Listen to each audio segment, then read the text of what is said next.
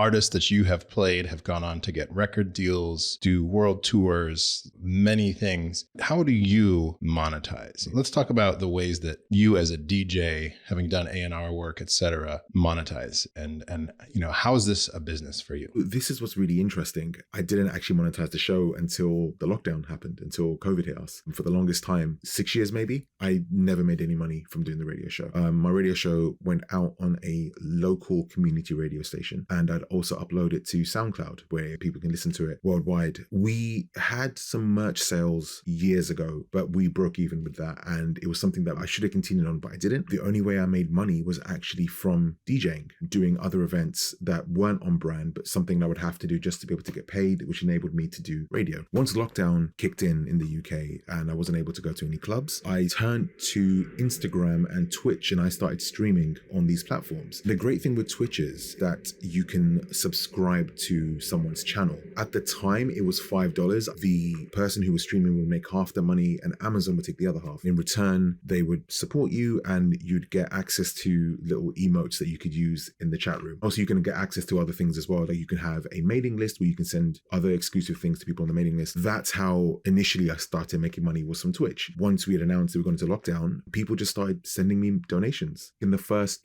2 months, we ended up making like £4,500, which we donated to food banks around the world. We helped out a few listeners who were going through some really hard times. That to me, I was like, right, we can actually make money from this. Once I mentioned on the show that I wasn't actually monetizing the show at the time, people were like, what do you mean? And they just like, right, how can we support you? I've never been the kind of person who's wanted to just say, hey, give me money. I was like, if I can do something for you, then great.